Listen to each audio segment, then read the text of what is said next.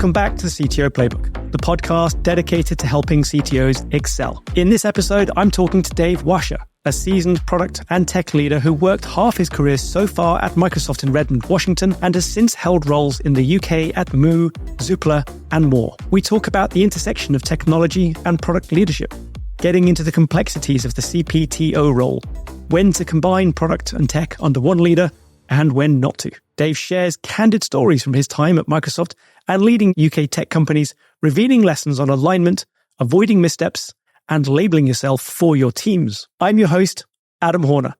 As a coach for new CTOs navigating their first leadership roles, I empower tech leaders to break free from the daily grind of crisis management and build the skills to lead with confidence and purpose. Many CTOs I work with are former engineers who were promoted into leadership and were overwhelmed with constant firefighting, unsure how to communicate effectively with non-technical executives, and uncertain about their strategic impact. Drawing on over 30 years of hands-on experience, I provide practical, personalized coaching tailored to these exact challenges, helping CTOs shift from reactive problem-solving to proactive strategic leadership. My coaching helps each CTO forge their own path for growth, allowing them to delegate confidently, align engineering with business goals, and step into their roles as trusted, respected peers at the executive table. This podcast is my way of giving back to the communities of CTOs that have supported me over the years. And between me and my guests, we cover crucial topics for CTOs, providing insights, strategies, and practical advice to help you build and refine your own playbook to excel as a CTO, CPO, or CPTO. If you're navigating product and tech leadership, this episode is packed with insights you won't want to miss. Dave, hi, welcome. How are you doing today? Hey, Adam, I'm doing well. How are you doing? I'm good. It's really good to have you on the podcast. We've got introduced by a really great intermediary before, and it'd be good to just hear a little bit about your background, how you got into the sort of technology game, and where you are now. Yeah, I think probably like a lot of your guests, I started off quite young, messing around with computers when I was 10, 11, 12 years old. Normally pulling them to bits, I think. Yeah.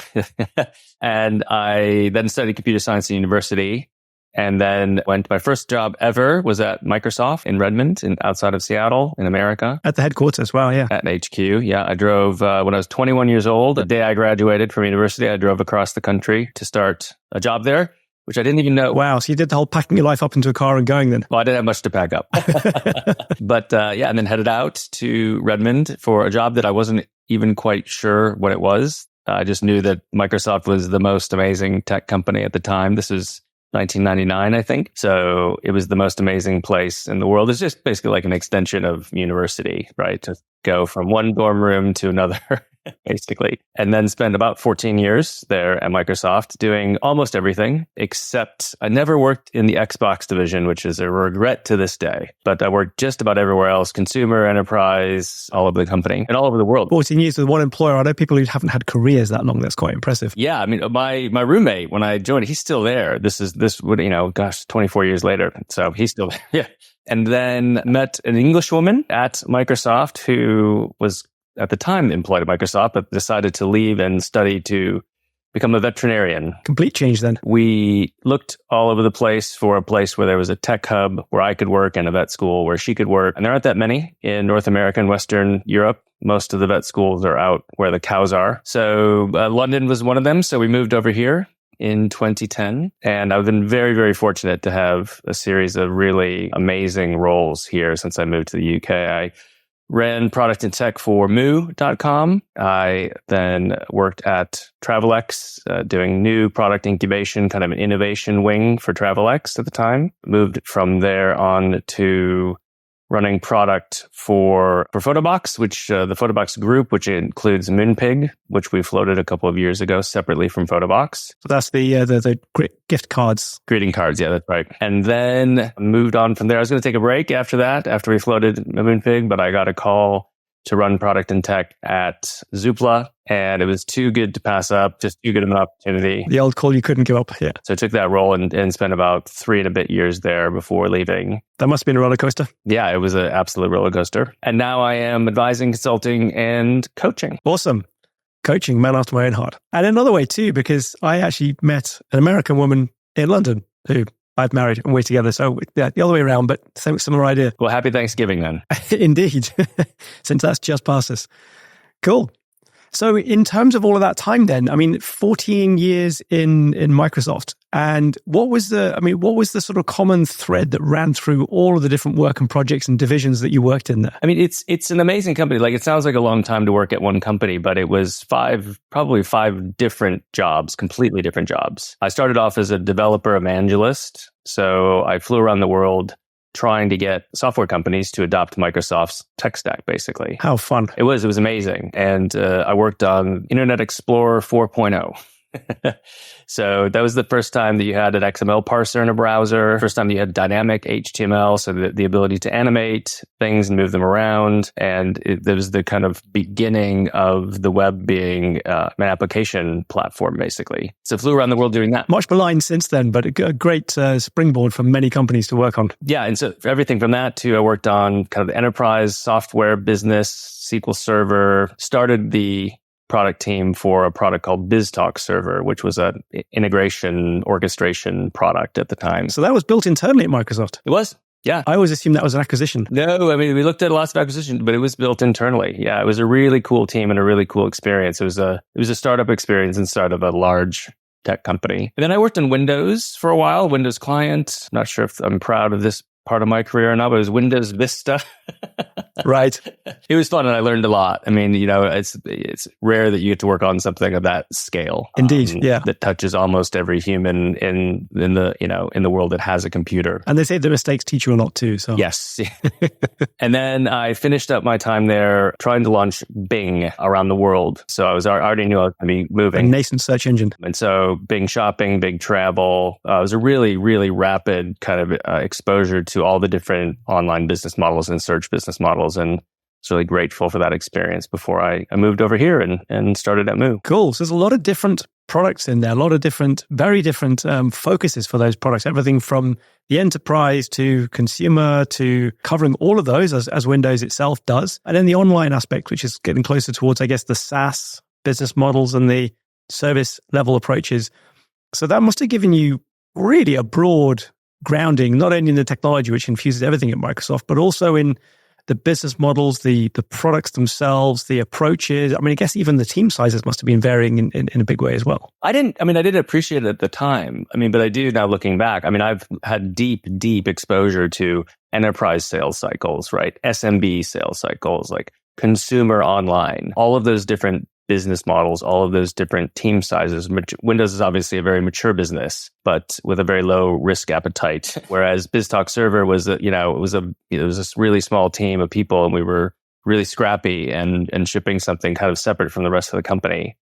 So in hindsight, now that I'm coaching and advising and working for businesses, like, it's great that I have hands-on operating experience in all of those environments. It's invaluable. Yeah, what a proving ground. Yeah, so it's been great. So what were some of the things that didn't go so great in that time? Because I can't imagine it was all roses and wonderful going all the way through that. I mean, Microsoft is an interesting place to work. I think when I was coming up at Microsoft, it was still very much a gladiator academy of really, really smart people who had, in many cases, low or not very good interpersonal skills. And I kind of, in my early days, I modeled the behavior, I think, of people who were kind of very aggressive, almost on the verge of toxic. And I had to work that out of my system. In fact, the first time that I applied to become a people manager at Microsoft, I was told a resounding no. The reason being I was an asshole. And so I needed to spend some time demonstrating that I could behave like a normal human being and reform myself so that I was given the responsibility of managing other humans. Wow. So do you think that was something that's just, get a bunch of young graduates in the same place and testosterone takes over? Or do you think there was something sort of in the culture there that caused that kind of behavior? It may or may not have been testosterone, but it was absolutely the culture. Like, you revered people like Bill Gates. I mean, he was still very much worked there every day when I was working there. And you just revered that kind of who's the smartest in the room, who can debate the hardest, and it was very aggressively and very impatiently, and kind of, I think, generations of young guys coming out of computer science programs in the Northwest kind of model themselves on that. It was really interesting. And it's in contrast to everything that Satya's then subsequently done at Microsoft, which I really wish I was there for that period. I worked for Satya briefly when he ran Bing and I was working on Bing. And he's absolutely an amazing human being. And whilst I wouldn't trade my time at Microsoft for anything, my entire time there was under Steve Ballmer and under the kind of dark cloud, I think, of Steve Ballmer. And it would have been nice if I had been there for some of the time that Satya has been CEO. Just to see that contrast in terms of the cultural difference. Yeah, I can imagine. And the results speak for themselves, by the way. I mean, the growth under Satya has been nothing. I mean, it's been unprecedented, right? I mean, whereas it was quite static for the 14 years that I was there under Ballmer. Yeah. And, they say you can't teach an old dog new tricks, but Microsoft has kind of defied those odds and really gone places. So I think that really does speak to it, doesn't it? And so in terms of your sort of learnings there, I mean, clearly you just told us about learning your first taste of management and leadership there as well. And of course, you're now focused on this product and technology role. So is that something that you feel as though you sort of got an equal grounding in, or did you sort of learn different bits in different stages? I studied computer science, and then I had very technical roles, but I didn't code at Microsoft. I was always in product or in this evangelism role. And I ended up coding a lot. I wrote all the demos. I did all the demos, but I wasn't coding any of the products. And I grew up there kind of in the product side of the house, technical product. But I worked on, databases. I worked on Visual Studio. So, I worked in the IDE, those kinds of things. So quite technical products at different times. Yeah, the first time that I actually ran an engineering team was when I moved here, when I was at Moo. And that was the first time I was given responsibility for an engineering team. But I think coming up at Microsoft in a technical product role, I mean, I think that you're very well qualified, I think, to run technology organizations that are, I suppose, that are deeply technical. Yeah. So if you had to sort of order in terms of you product first and technology second, or technology first, does that even come into an equation in your head, or is it irrelevant for you as far as you're concerned? I'd probably say product first, only because I think technology is an enabler, right? I think it's really good to be very competent and well-grounded in the various aspects of technology strategy, all those kinds of things. But ultimately, for me, it's a means to an end, right? It's a means to solving a customer's problem. And for me, that's the realm of product. Absolutely. And I think understanding the customers, who they are, the challenges they face, segmenting them and so on. And was that something that Microsoft had a doctrine or a process around that you were able to sort of pick up, use, learn, and continue to use to this day? Or is that something that you continue to learn and evolve your understanding of over time? No, I think Microsoft actually is quite bad at listening to customers. And I gave a talk at one of the internal annual conferences around, it was kind of a customer trying to shift the corporate culture to being more focused on users. And I enumerated, all of Microsoft's biggest successes in selling software were usually acquisitions, or they were products built by developers for developers. And people would say, well, what about Excel? No, Microsoft purchased Excel. Well, what about even everyone knows the story of kind of DOS, right? I mean, even the original operating system, but most of the which they famously bought from IBM, right? Well, it was a guy.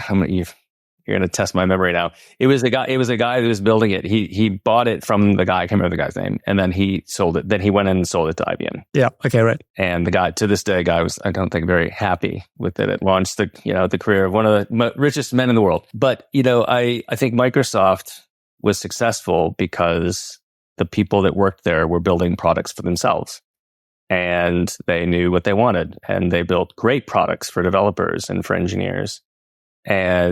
But if you stepped outside of that, you had a series of fails of those things. I mean, I don't know if you heard of a product called the Zune that, Microsoft had an MP3 player before the iPod existed called the Zune. And that was, one of their early forays into consumer products. And it was a pretty bad failure. I think, you might be able to find a Zune in the corporate museum on the campus in Redmond. But obviously, no one uses them anymore. It doesn't even survive in the memes anymore, does it? Yes, right. Exactly. So I was always a contrarian, I think, inside the company. And I always was put on hard problems or I picked kind of, small, scrappy, difficult things to do.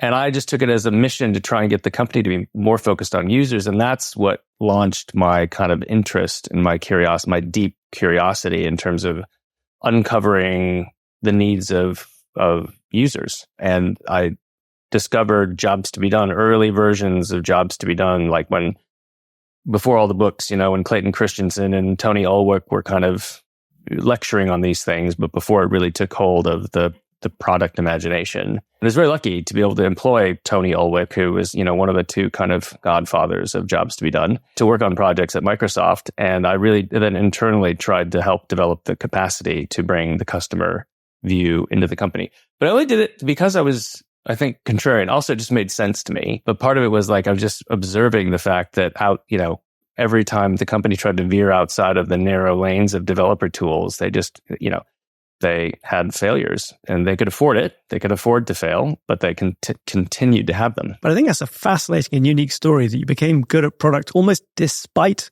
Microsoft's capabilities in this area, and definitely not because of it. No. It was a reaction to the absence or a vacuum of it actually at the company. Wow.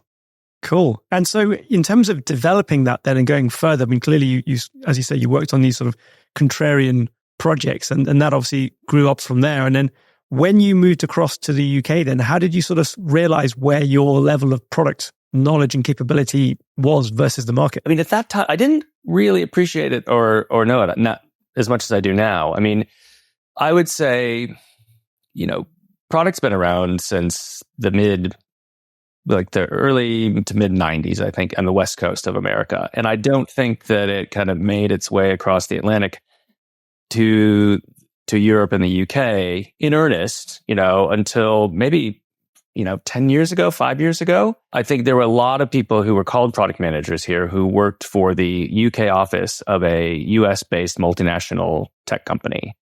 And they did what you and I would today now probably call product marketing. They had the title of product management, but they weren't gathering requirements. They weren't doing UX customer research. They weren't translating those into tests and hypothesis, and features. Although they might be marshalling it on behalf of the US parent company rather than doing primary. Yeah, I agree with that. But in the last 5 or 10 years, you've got now lots of native homegrown unicorn businesses. You've got, when I landed here, I had already had 15 years of product experience. And quite literally, there was no one that would have grown up in the UK, joined a tech company here, and been able to have 15 years of experience, because it just didn't exist, really. Not in the UK, no. Not in the UK, right? And so it was incredibly rare. There was a period of time where all of the exec headhunters in London were trying to go and appeal to people on the West Coast of America to move over here, because they really trying to find all the British expats who are over there and try and pull them back again. Yeah, exactly. It's true, actually. And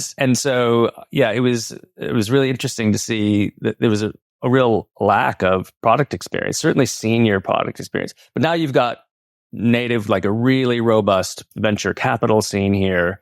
You've got kind of businesses that have exited that, and those founders have started further businesses. They've invested back into the community. There's a massive... And it's knowledge as well as money, isn't it? It's knowledge, it's experience, it's sponsorship of businesses. And so the flywheel is spinning, despite, it ebbs and flows with the macro, I suppose. But you've got genuine, like, people who have legitimately 10, 15 years of product experience in the UK, in UK businesses. And I think it's not just in the UK, because I think we've got a few big other hotspots. There's sort of Stockholm in Sweden. We've got in Denmark, we've got Copenhagen. We've got Paris, of course, which is a very growing center as well, and a couple of German cities too. So I think it's in pockets in the UK. It isn't sort of all focused in one place like it was in San Francisco. That's right. Or Seattle. But I think it is changing. Awesome. And so in your first few roles in the UK then, did you look specifically for product jobs, or did you end up going into the CTO role because that was what people understood and knew? That was the label that people were used to putting it on here. So the first role I took at Moo was it was called the Chief Product Officer, but it was responsible for product and tech and design. Right. Okay. So you're straight into the CPTO role then from the beginning. Yeah. At the time, it wasn't a thing. Right. At the time, they hadn't expanded to the fourth letter in the acronym yet. That's more recent. But yeah, I was responsible for the tech team and the product team there. Such a cool company. Richard's an amazing founder, and I was incredibly grateful for having that experience. Because that grew pretty quickly, didn't it, that one? It did. When we got there, Moo is still trading on its first few products, which were incredibly successful. The kind of, I don't know how many in the audience know it, but most people do actually. But the mini card and the Lux card. And one of the challenges we had when I got there was, how do you expand the product line. So we expanded that into other products. And then how do you also expand the business model? So we moved. Moo historically appealed to micro businesses. So basically one or two people, kind of sole traders. And we expanded and created a platform and a sales force for selling to small businesses as well, and even up to medium-sized businesses, which is a completely different model. There's a different business model, different tech platform. Different time to market. Lots of things are different, aren't they? And then expanded as well geographically. Right, okay. So it went from the UK into Europe at that point? Mostly into the US, actually. Most of the growth has been in the US. And now Moo, I think they have at least a couple of different printing centers there in the US. And do you think that was partly through your connection that was there, or was there already an existing plan to expand into the US? No. I think it had nothing to do with me. It had everything to do with there was a natural market of kind of entrepreneurial design and tech-minded sole traders, which were the kind of sweet spot for Moo at the time, I think. Awesome. So your title then was CPO, but you had the remit for technology. That in itself must have been quite unusual at that time. It was pretty much unheard of, I think, at the time. If anything, you had CTOs with product reporting into them, but I was attracted by the role that attracted me was the P part. And the T part was just actually fascinating, having actual responsibility for the tech team, not being able to complain and point fingers anymore, unless I wanted to point them at myself. But yeah, the combined role was great. And it really set me up because I've had that role with one exception in every other role I've had in the UK. So, and at which point then did it go from being CPO with tech as part of it to being a formal, all four letters of the acronym CPTO role? And I mean, I had product and tech at Travelex, and Travelex was the best and the worst job I've ever had. Then I just had product at Photobox, and Photobox was 5 companies. So it was a group. Yeah. And in and of it, that was fascinating because each of the 5 businesses was at a different stage, at a different level of maturity, or in a different country. And that was, really 5x, I think, the experience, the acquisition of career capital. But the first time I actually took the job with the title CPTO was at Zoopla, which was my most recent role. Right. Okay. So that's actually very recent as a sort of a formal acknowledgement of having all of those. That was 2018. Yeah. Cool.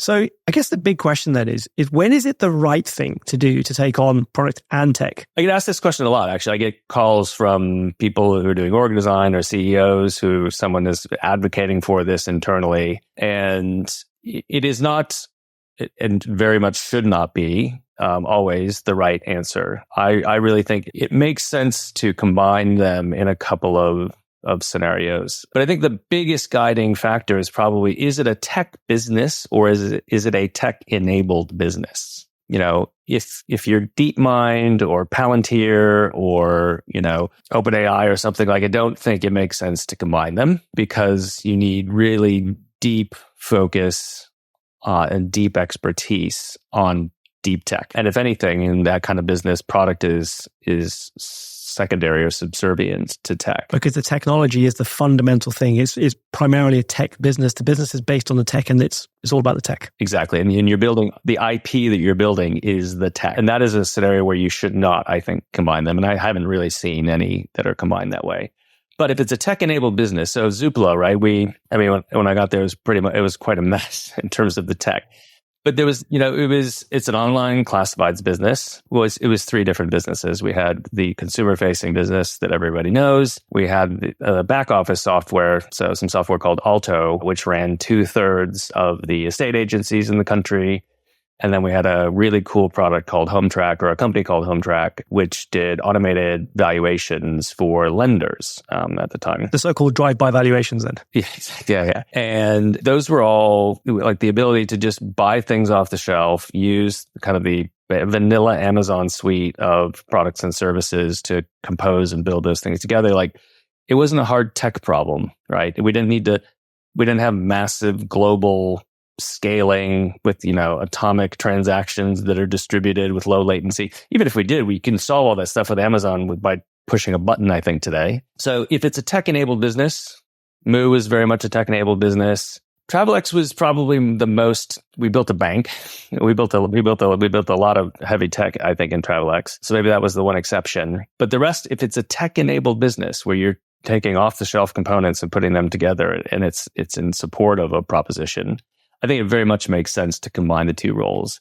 I think, the old kind of thinking that, you want the kind of tension and the checks and balances between the two. Like I've never seen that play out in a healthy or constructive way that I think's added any value. I mean, maybe, with the exception of my time at Photobox, like the CTO there, Richard, was brilliant, and we had an amazing relationship, and we got along really well. But I think that's the exception, So I've never seen that value of the checks and balances between product and tech and having them both. And you don't need long, multi-year deep tech strategies when you're a tech-enabled business either. And so I don't know that it works. Because you can change relatively quickly from one tech to the next. I mean, it's all relatively fungible. You can replace it without too much trouble. Interesting. So you mentioned there about avoiding the tension then, and because that's something that is spoken about quite often, about the sort of the justification for the CPO versus the CTO in the role to create, one holding the other to the account and vice versa. Because I myself was a CTPO for a while in the last business I was in full time at Phoenix. And I did that for almost a year actually. And I found that when there was just me, that I found that there almost wasn't enough tension. But I suspect that that's more actually to do with the volume of work and decisions that need to be taken and the amount of, decision pressure rather than a lack of tension. So I think that's very insightful what you just said there.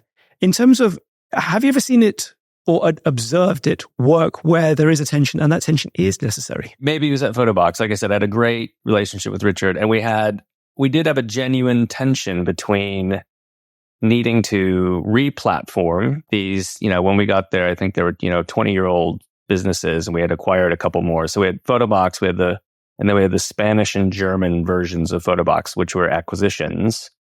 And then we had Moonpig and the Dutch version of Moonpig called Greets. And that in Greets was an acquisition. And so part of the investment thesis and the part of the investors was the economies you would get out of moving all of those businesses onto a single platform. And there was a massive amount of theoretical value to be created for shareholders in doing that. And you're smiling when I said theoretical. I can kind of see where this is going. Because you've seen this movie before. Yeah. No, Richard actually pulled it off, I think, in terms of getting most of those businesses on to a single platform. But so you had this dueling priorities. One was economies of scale of moving everyone onto a platform, right? I mean, everyone's storing petabytes of photos and there's lots of compute and everything. And so it made sense. Equally, like you didn't want the consumer facing parts of these businesses to stand still for several years whilst you were replatforming. And we wanted to bring in new products, and like the existing platform was collapsing under its own weight. Every time, it's hard to describe, but every time at Photobox, we got to a point where the product catalog was homegrown. And every time we added a new product, you needed to add, it was like exponential, the number of variables that you needed to add the n+1th new product. And so if you had doesn't make any sense, but it's the feature combination factor, isn't it? As soon as you add in multiple combinations of features, and then you sort of multiply by adding more product. It's exactly right. And so if you had a 60-page book and a 62-page book, those were separate SKUs in the product catalog.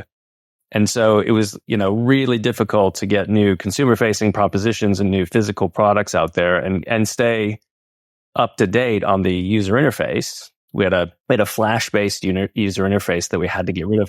Flash was flashing. I mean, it was literally coming to the real end of life. Beyond end of life, surely. Not the kind of warning that it's going to be ending in a couple of years, but like Apple was right before we finalized rebuilding the book designer, not in Flash, you had to opt in. Every time you use Safari to use the product, you had to opt in to using Flash. We had to accept and opt in every time you went to Photobox to do it. It was really down to the wire. Yeah. I can imagine that put some people off. So anyways, to answer your question, Richard had responsibility for really pushing that replatforming, and he was a very commercially astute CTO. And so he felt rightly kind of accountable to the board and to the shareholders for delivering that value.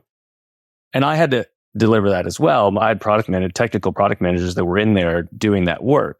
But equally, I was then also accountable for new products, product line expansion, again, keeping the kind of user interfaces up to date.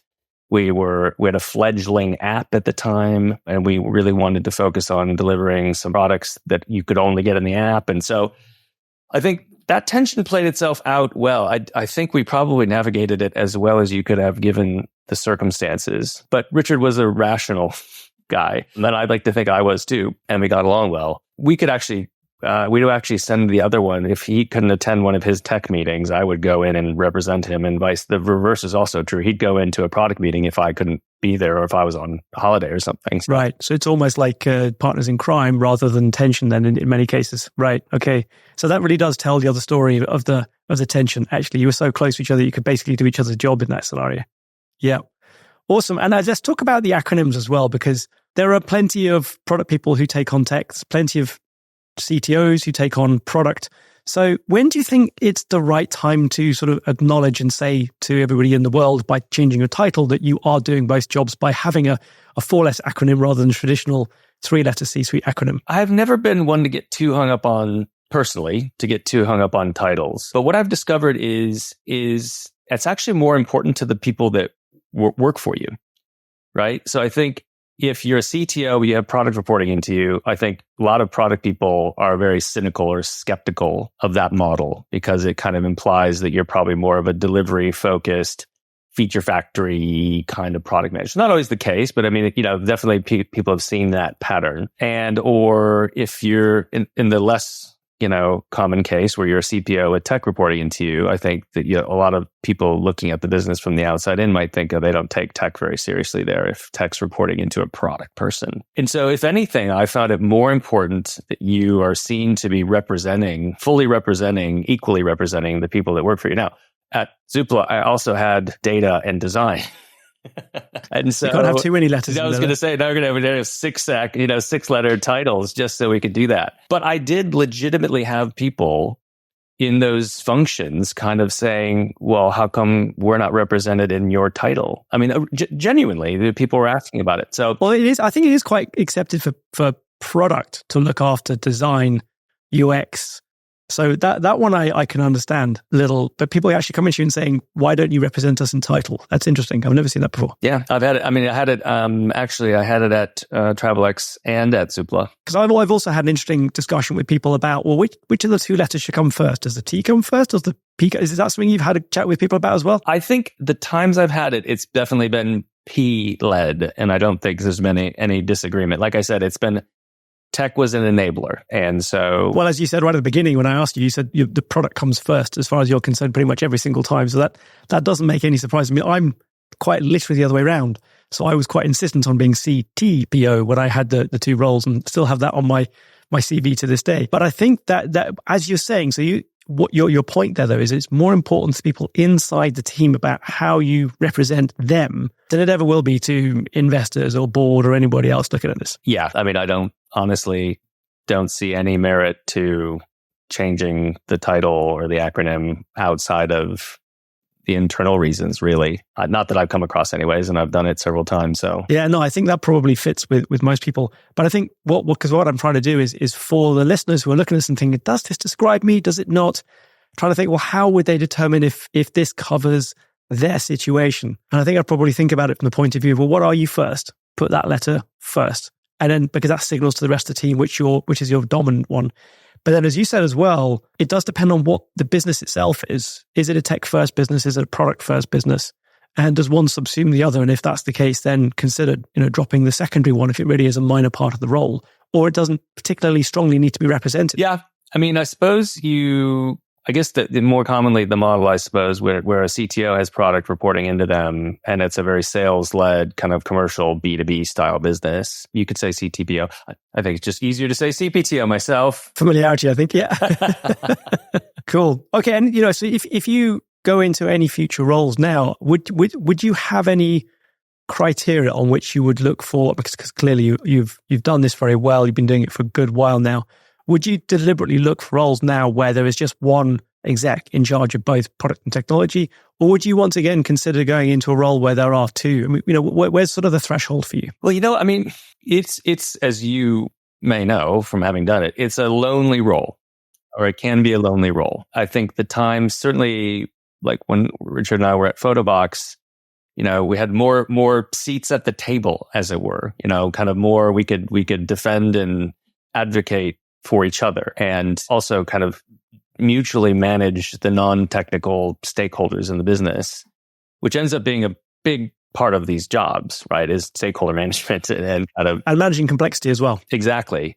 And so it's very lonely. And, I often, certainly at Zoopla, I often felt like I was sitting on one side of the table and the rest of the exec was sitting on the other side of the table. And it's lonely and it's tiring and you have no one to turn to. And you're constantly like with the CFO and the CEO and everyone kind of dueling and I don't want to say battling, but I mean, because it's not really fair, but you're kind of personally managing each of those stakeholders and you've got no help or support doing it. So it can be really lonely. It can be very tiring. But I would, so I suppose I'd be happy I wouldn't do a CTO only role because I just have, I think, too much to bring to the table around customer. Not that customer isn't the purview of CTO. Like I've always insisted in the teams I've run that the engineers need to spend as much time with customers as the product people do. So I'm not saying that they're off the hook or that they're not, customer facing, but I think, in terms of research and proposition development and things like that, like, I a lot of experience doing that and it would just be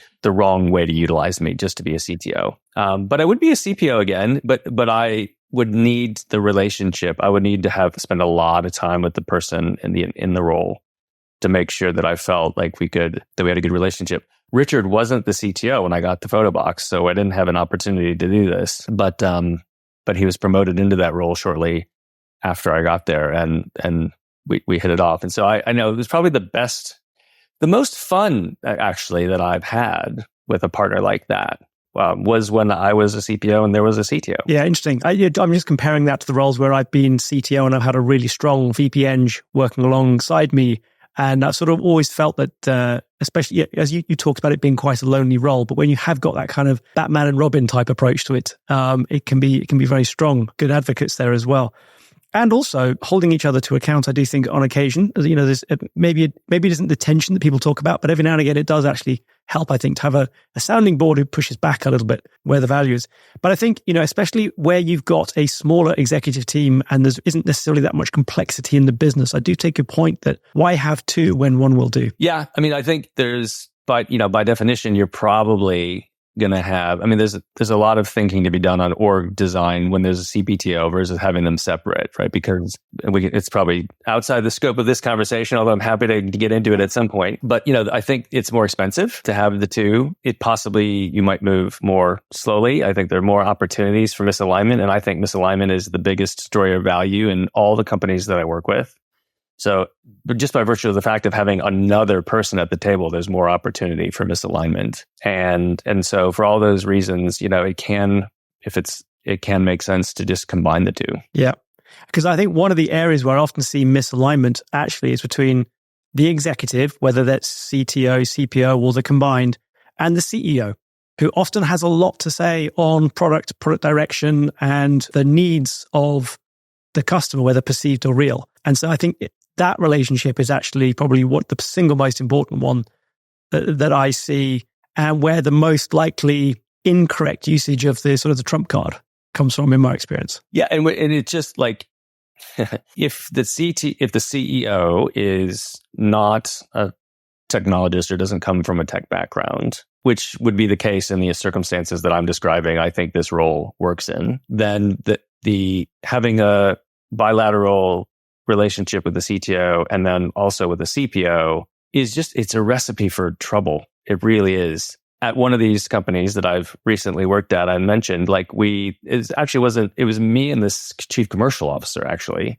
who kept comparing notes, and we kept getting competing and conflicting guidance from the CEO. So we marched in one day and we said, we will no longer be having one-on-ones. We will be having one-on-twos. And we held all of our subsequent meetings with the CEO together. And I'm not saying that it was intentional, but I think there's just more opportunity for misunderstanding, misalignment, wishful thinking, putting your head in the sand, all of those things that humans do, but multiply it by two. And, tech is often the biggest team in the business. It's certainly the most expensive. And so any level of misalignment there is going to be incredibly expensive, both from a opportunity cost, from a velocity, but also from just an actual cost, calories and salaries. That's a great phrase, calories and salaries. Love that one. Cool. So if we were to try and boil down all of these wonderful tips and learnings into a playbook for others to be able to draw from, I've basically got 5 points. So let's see how good my summarizing skills are at what we got. So the choice between CPTO or having the two roles separately basically comes down to, is it a tech business, deep tech, or is it a tech-enabled business? That was the first one. Second one, you mentioned avoid the tension. So that's the tension between the platform and features or delivery versus technology. But basically avoid the tension. Yes, there's going to be some, but try and avoid the tension. Your third one was the labels are far more important internally than they are externally. It's signaling to the team, it's prioritization, and it's understanding where people sit in the hierarchy overall. The fourth one I wrote down was that it can be lonely at the top. So the stakeholder management is important, the balance between the execs, making sure that if you've got a lot of other execs, because it's a very complex business, then maybe that's a good call to say you need a CPO and a CTO to balance out the weight of argument. And then number 5, and probably a really universal truth everywhere, is just avoid misalignment.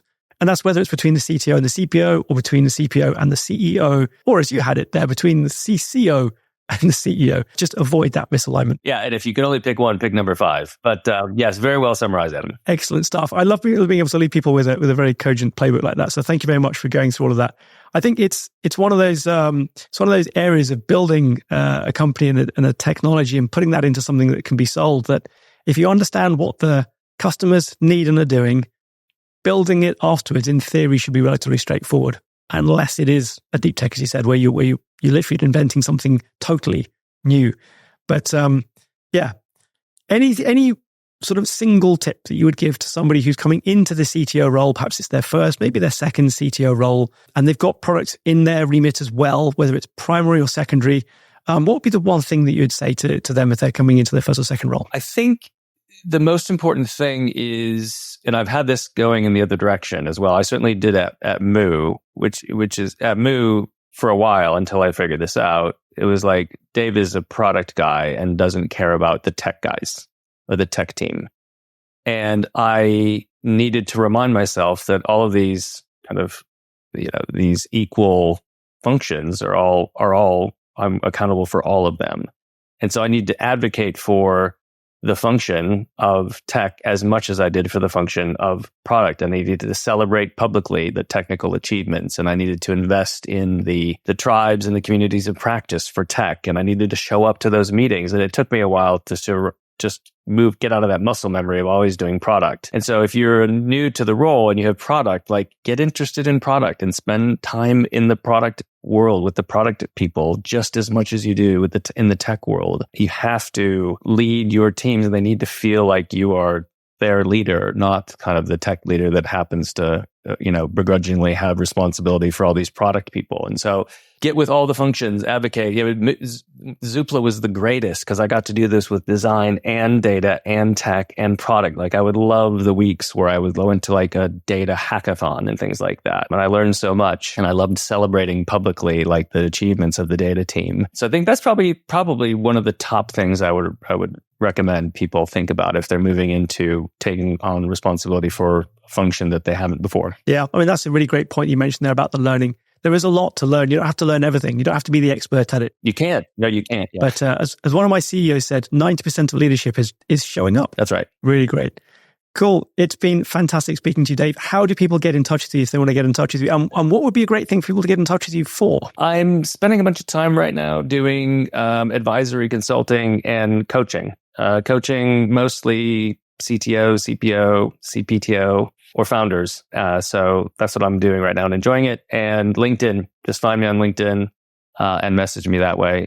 I don't have a website or anything like that, but yeah, easy to get me that way. Excellent. We'll make sure we've got the link to your LinkedIn in the show notes. Dave, thanks very much. It's been great to have you on board today. Great. Thanks, Adam. I appreciate it. It was a great chat. Thank you very much for listening all the way through to the end. Just before you go, I'd like to ask you for one thing in return for putting together all these episodes of the CTO Playbook podcast for you. Please leave a review. Wherever you're listening, whether that is Apple Podcasts or Spotify or whichever platform you're on, leaving a quick review will help more CTOs find the podcast and enable me to create more great episodes. Thank you for listening, and I'll see you on the next episode of the CTO Playbook.